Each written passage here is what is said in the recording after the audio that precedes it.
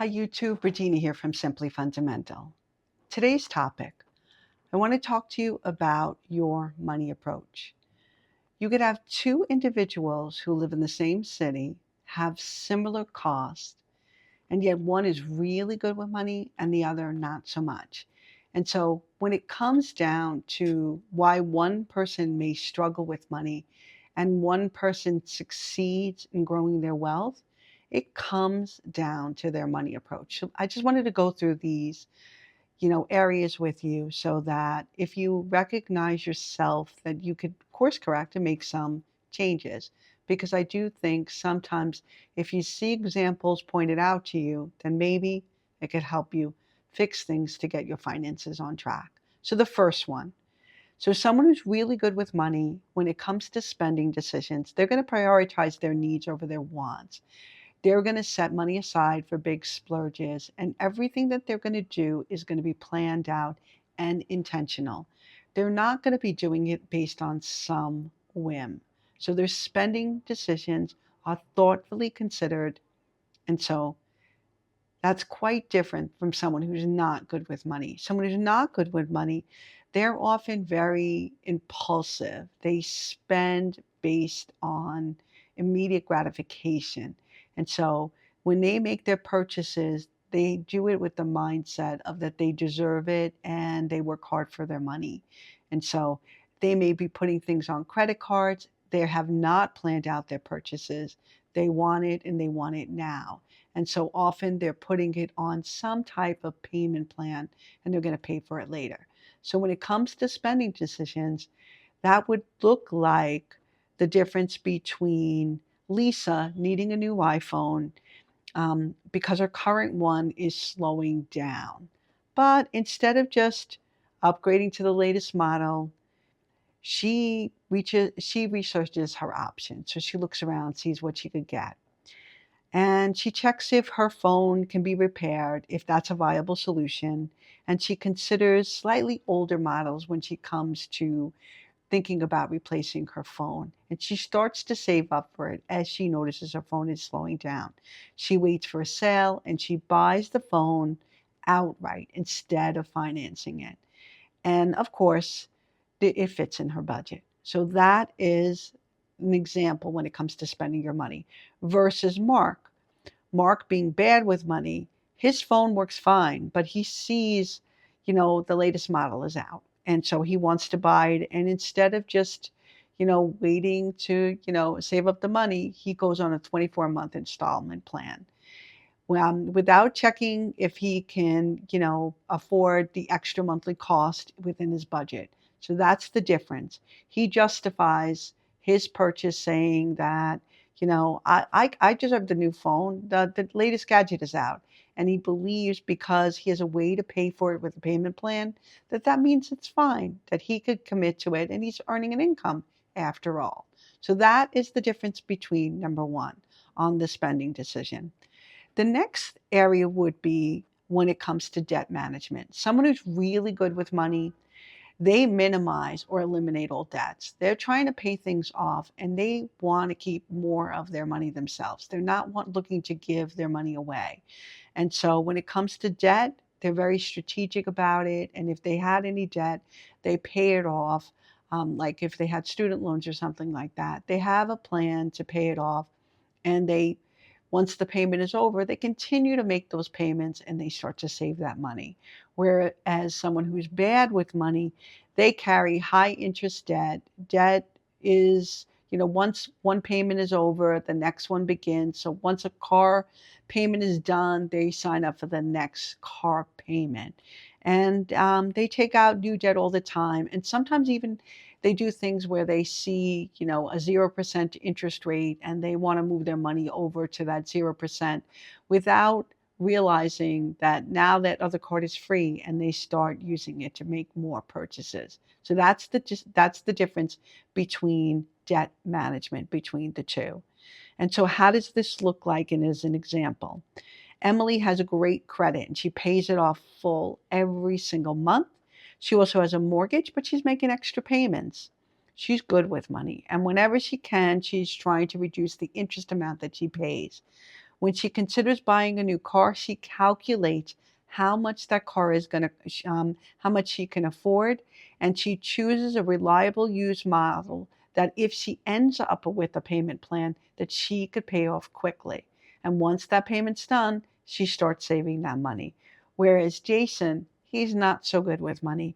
Jason carries a balance on multiple credit cards. He's only making the minimum payment each month. And when he sees a new credit card offer with a temporary 0% interest rate, he quickly signs up, transfers his money, his balances over, but doesn't change his spending patterns. And so what ends up happening is he starts racking up even more debt. So that's the example under debt. The next thing between someone who's really good with money and someone who is not has to do with saving and investing. Someone who's really good with money, they're very consistent saver. It is something that they do month in and month out. They prioritize making sure that they have money set for an emergency fund. They're saving so that they can get to a point where, if in the event that they were to lose their job, they have 3 to 6 months of money set aside. Once that's set aside, they're actively investing in the market. They're researching their options, and they open a brokerage account, and they understand the power of compounding, and they realize the more time that they have, starting now and just investing, that compounding will work on their side.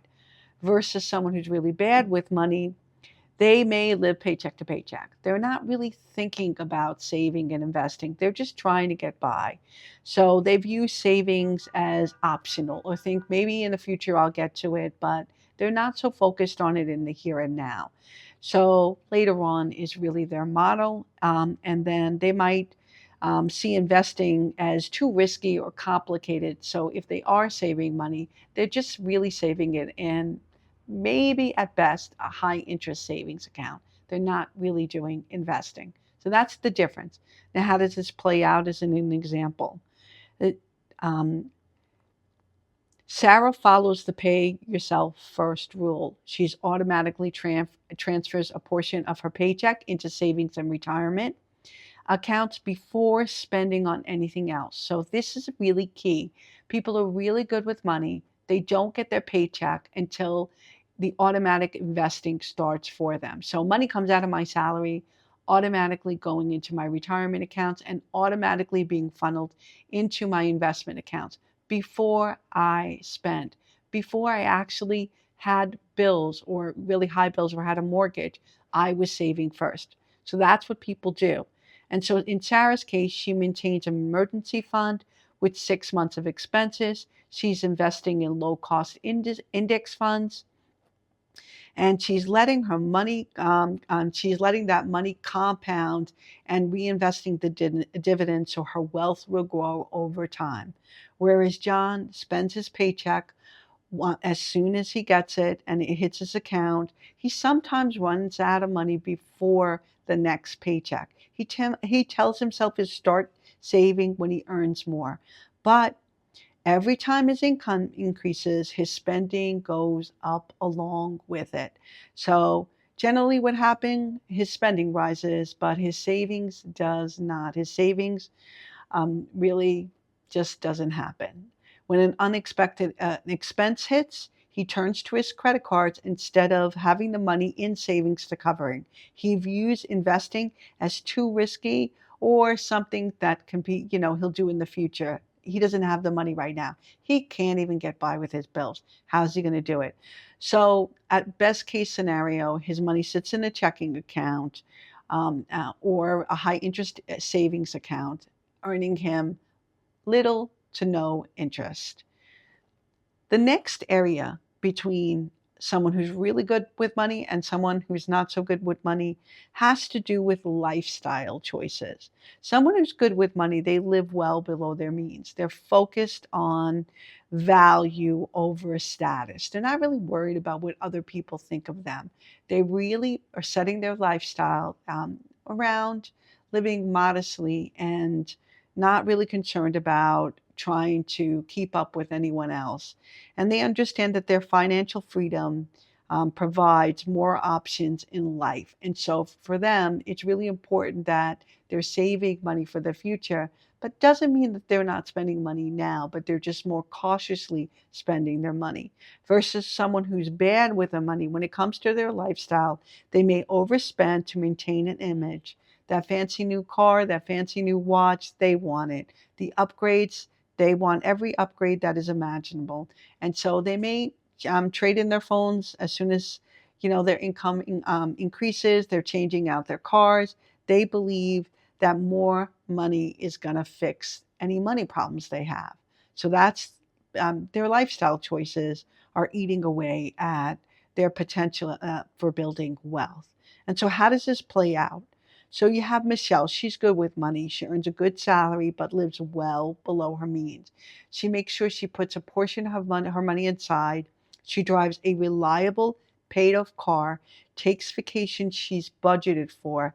She buys quality clothing on sale rather than chasing name brands.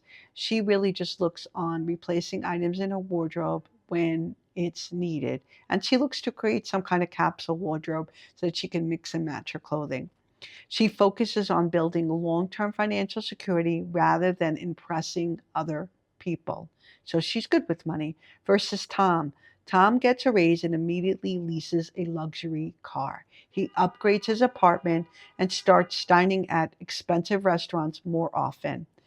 Even though he's earning more, he's always short on cash because his expenses rise as fast as his income. When an emergency comes up, he panics because he has no real savings to pay for it. So it causes him a lot of stress and anxiety, and he runs to his credit cards. So the next area where it comes to it with money is with major purchases. Someone who's really good with money, they research, they save, and they buy based on long-term value rather than an emotional impulse. So they're thinking of something that's going to last them a long time. And so that's the way they buy their items. Versus someone who's really bad with money, they finance the large purchases without considering the total cost. Um, the interest, the maintenance, etc. And they often upgrade cars, gadgets, or homes unnecessarily. So they trade up often and they usually trade it again when their lifestyle. So, how does this play out as far as an example? When it comes to major purchases, Alex and his spouse want to buy a house. Before house hunting, they review their finance. They start to save 20% for a down payment. They calculate what they can comfortably afford based on their own income, not what a bank approves them for. They choose a home that fits within their needs rather than the biggest one that they can qualify for. Versus Emma, who's not so great with money. Emma gets pre qualified for a large mortgage and buys the most expensive house she can. She doesn't consider property tax, maintenance, or future financial charges. A year later, unexpected expenses hit, and she struggles to make payments, realizing that she is house poor. So that's the next area. Then, when it comes to one of the biggest areas, that would be retirement and future planning. Someone who's really good with money, they plan for retirement early.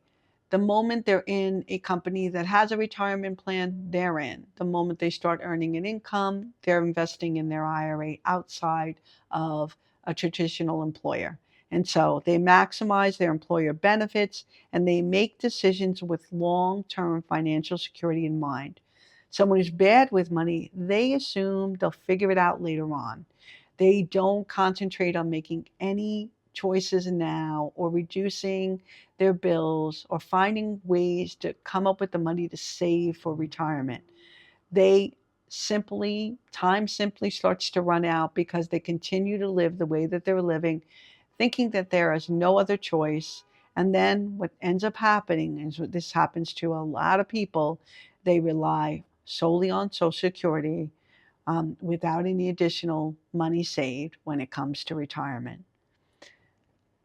An example of how this plays out, James starts contributing to his 401k in his 20s. He's maximizing his employer match as he gets older. He increases his contributions. He diversifies his investment, and he periodically reassesses his retirement plan. By the time he's in his 50s, he's well on track to retire comfortably. So this is me, right? So I started investing in retirement when I turned 28. It wasn't a lot in the beginning, but it was something. And as my income and my employers allowed me to put more in, I increased my contributions. Versus someone who's not so good with money. Robert assumes Social Security will cover his retirement, so he doesn't save. He's thinking that I'm putting money away in Social Security and I should be fine. Or he's not really thinking about it that much. He spends all his income without planning for the future. Maybe he has some money in a small savings account, but when he reaches 60, he realizes he doesn't have enough to retire. And so his plan is to keep on working. And sometimes what ends up happening is a disability happens and they're not, and in Robert's case, he might not be able to work, and then he would be left only with Social Security. If he's very lucky, with the Social Security disability payment, which is full-time retirement age benefit. Anyway, those are the two differences between someone who's really good with money and someone who is not so good with money. The key takeaways are that people who are good with money, they plan ahead, they they make intentional choices. They're very consistent with good behaviors. They're not always great with everything, but financially, they're thinking about their future, and they don't react impulsively, and they really do care about avoiding debt or like high interest debt. Whereas the opposite happens with someone who's not so good with money. They're not planning, they are living for today with not putting really much of their money aside for tomorrow. And they get caught in a trap of just like kind of living paycheck to paycheck, because as their income rises, so does their spending. They continually inflate their lifestyle, or they're constantly upgrading everything. And there is always a payment plan. Consistency generally is not something that they do. The only consistency that they have is they're consistently upgrading and consistently spending more of their paycheck. Whereas someone who's really good with money, they realize that wealth isn't built overnight, that it is about dollar cost averaging, consistently putting money in investments, month in, month out, and whether the market is up or it is down, that is dollar cost averaging. And time is on your side, and the power of time is, and the power of compounding based on the interest rate you get, could help you as far as building long term wealth. While someone who's making poor choices, they continue to struggle because they're not consistent with saving and investing in investment. So some people think it's about income, but it isn't, because you have two people who could be earning the exact same amount of money. Two people live in the exact same city. Two people have the exact same ability to make sound choices, but one makes one with short-term thinking, and the other one is making it with long-term approach. So your money approach really does matter. Your money approach is how you build wealth over time. And so I hope these examples that, yeah, I read them down, highlight how it's so important to really find the money, lower your bills as much as you can, so that at least, even if you are a little bit older and starting out now, that you're putting money aside for your future, because your money approach matters. Anyway, this is Regina from Simply Fundamental, and I'll catch you on the next one. Take care. Oh, hit like, subscribe, and I'll catch you on the next one. Bye.